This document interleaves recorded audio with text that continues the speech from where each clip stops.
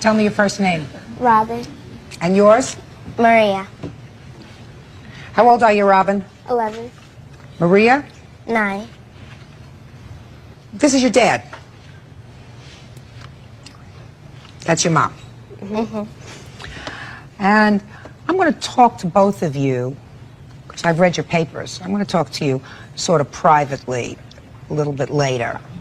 Okay? Mm-hmm. So what I would like you to do for now is, this is Officer Byrd. Hello. He's going to take you into my chambers for a minute to sit down and wait for me, because I want to talk to your mom and dad for a minute. Okay. All right? Okay. Is that fair? Yeah. Good. Miss Grant, would you step up here, please? Mr. and Mrs. Grant, from what I gather from your papers, you were married in 1975. Correct. And these are your two girls. Yes. You're now divorced. No. Dependent. Separated. Oh, yes. Yes. And you lived in New York most of your married life, is that right? Yes. All of our married life was in New York. When did you separate? November of 1986. No, 96. I'm sorry, 96. So you were married for 21 years before you separated. Correct. And I gather that this separation was not a happy one. They usually are not. But that you left New York, Mrs. Grant. Is that We went right? to Hawaii. We resided in Hawaii. Who resided in Hawaii? Me and the children. You left your husband. Oh, yeah. Why did you decide to move to Hawaii? Well, I had family there, and I wanted distance. So Why did you want distance? It was a horrible relationship. It became threatening on many levels, and I thought the further, the better. How did you feel as if that impacted on the children?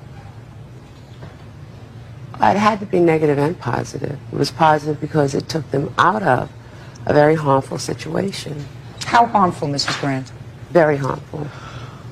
Was it a physically abusive relationship? Oh, yeah. You say, oh yeah, you say that very mildly. Yeah, I can say that now because I'm not in danger anymore. Yes, it was. Was any of this violence in front of the children? Yes. Is that right, sir? No, it's not true. Well, if I asked your girls whether they ever saw you being physically abusive towards your wife, what do you think they would say? They would say no. Okay. Did you get permission from the court to leave the jurisdiction? Oh, yeah. I gave permission for the children to The leave courts with gave. her. No, it was my permission that did it. Why, Mr. Grant, did you give permission for your wife to go so many thousands of miles away with your children? For my children to go through this, I couldn't let them go through any more court litigation, so it was me that said, let her have full custody and let the children be with her. Do you have other children, Mr. Grant? No. The reason that I'm asking to speak to you first before I speak to the girls is the girls want their things back. That's what this lawsuit is about. I don't know exactly what things they want, and I assume they're going to tell me. But it's always a very sad thing when children are brought into a domestic situation between their parents. There's a saying that always sticks in my mind, Mrs. Grant and Mr. Grant, and that is, you're supposed to love your children more than you hate each other when you separate. Children usually need two parents. They should do. If they've estranged themselves for whatever reason, either because one parent encourages it or not, they usually grow up eventually resenting the parent that caused the estrangement, and that could be either one of you. So, Mrs. Grant, I'm going to ask you this question. Mm-hmm. Let us assume that it was a miserable relationship with your husband. Mm-hmm. You think it's a good idea that your children should have negative feelings about him? They're free to have whatever feelings they want to. Well, you're the custodial parent, Mrs. Grant. So really children are pretty pliable, you know, and they take their lead from whoever is taking care of them. No, I'm not going to push the children either way. If they have negative feelings or negative thoughts, they can vent those. If they don't, they don't. Okay. Well, what things do your daughters want from their father? What they really want are the things from their bedroom, their baby pictures, videos, stamp collections, telescopes, microscopes, things of that nature. Well, baby pictures and things, he says he wants to keep because he likes to have them. And I can understand that. You can make copies of those and send them to the girls, right? Yes. That's an easy. The other things are just things, microscope, stamp collection, those things. You have no problem with returning those to the girls, do you? No, I have no problem. But it's the pictures and the videos. It's the pictures and the videos.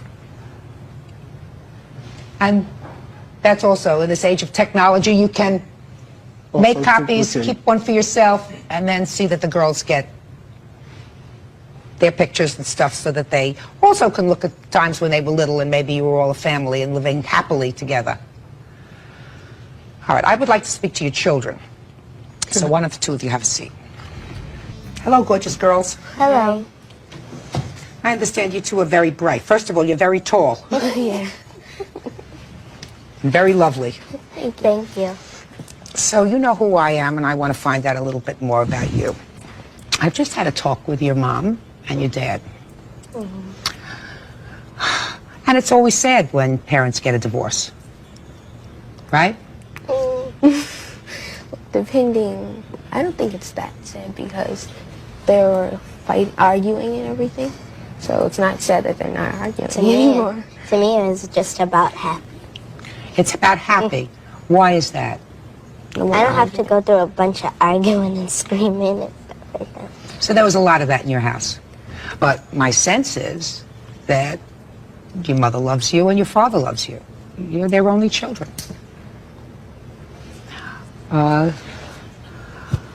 What things do you want your dad to give you back? Well, I want my baby pictures. Okay, let me tell you what your dad said about your pictures and the videos and stuff. Your dad's going to make copies of all the things because he would like to have them too, to see his children. Yours, 2 children. Doesn't have any other kids.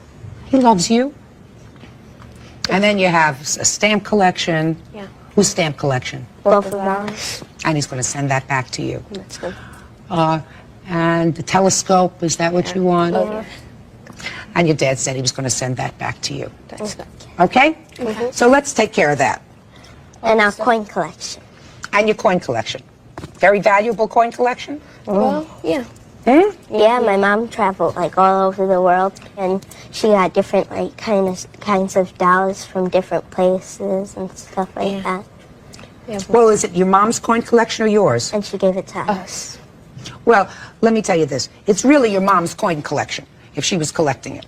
There are certain things that are yours. There are certain things that may be a problem between your mother and your father. I don't want to get involved with that. And I don't think you ought to get involved with that. All right, so let's finish that. This is over. So let's talk honestly, the 2 of us. The 3 of us. 2 of you and 1 of me. You live very far away from your father. Yeah. Yeah.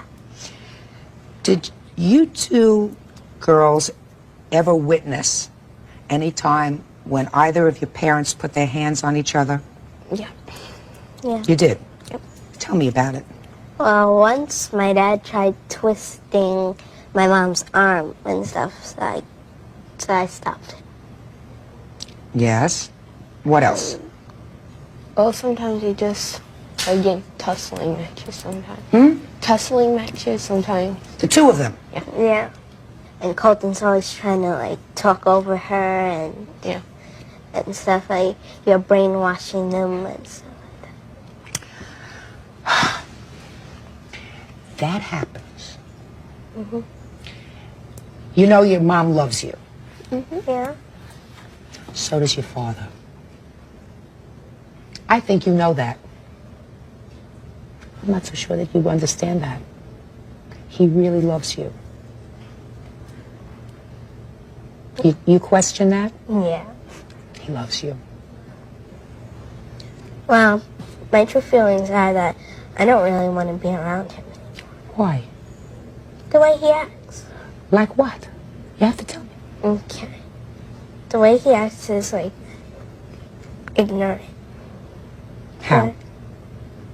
I can't explain it. Doesn't that say something to you?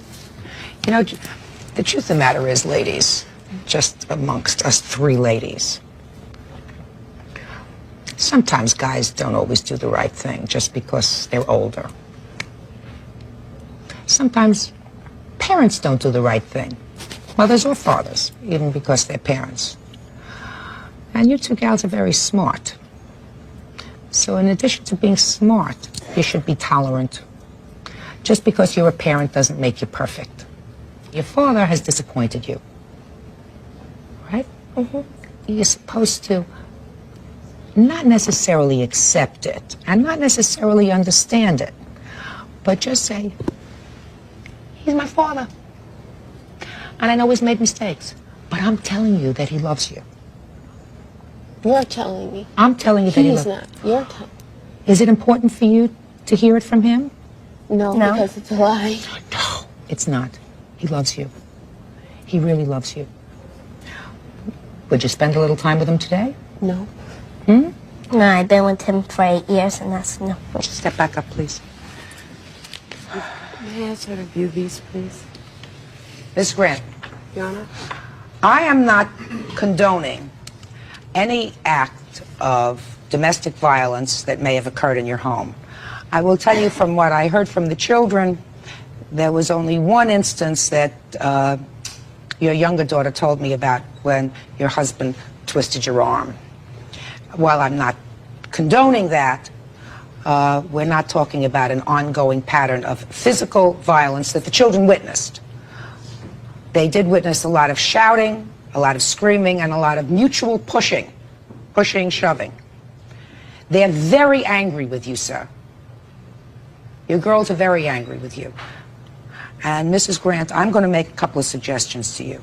In the short time that I had to speak with your daughters, they are so fixed, although your older daughter clearly is sad about it, at not having contact with their father, that I think it almost would border on the criminal if you did not see to it that your children were engaged in some sort of therapy.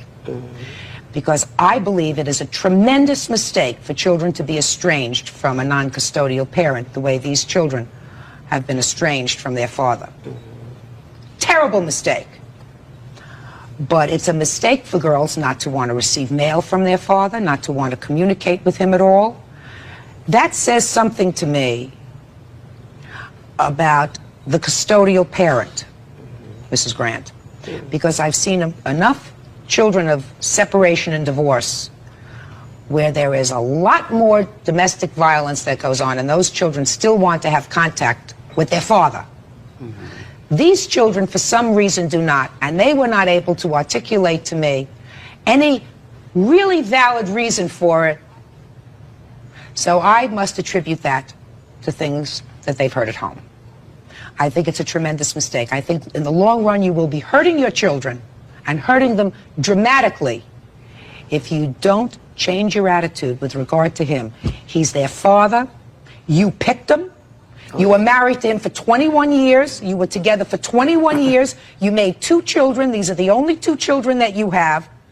And if he is less of a husband or less of a father than your children would like, that's it.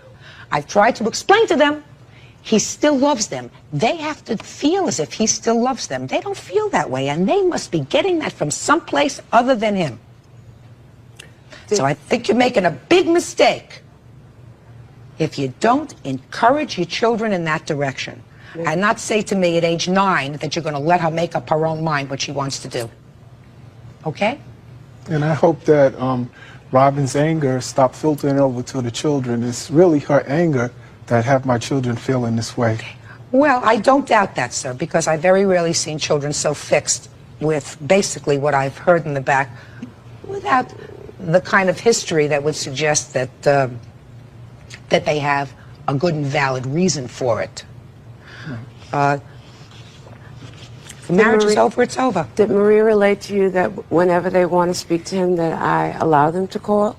They stopped calling because he kept lying to them? Miss Grant, What I'm telling you is there's a difference between children asking to call their father and feeling that they are betraying their mother if they're asking to call their father because she's so angry. Just listen to me, Mrs. Grant. You're shaking your head no. I've been in this business for a quarter of a century. I've probably seen 10,000 separations and divorces. They're all not so different. And children feel that if they ask to communicate with the non-custodial parent, when there's so much anger on this side, that in some way they're being disloyal to their mother. So it's not a question of I let them call whenever they want to call. They have to be reinforced constantly with the idea that their father may have shortcomings, but he turned the children's things to them. Yes. That is their telescope, their stamp collection. I don't know about this coin collection that they spoke about. If you find it in your heart to return it to them, that's terrific. They certainly would like to have their pictures back, so you're going to make copies of all of those things and see to it that they get them. Return their things. It's stupid to have their things. Right? Well, those are the only memories I have. I have no contact.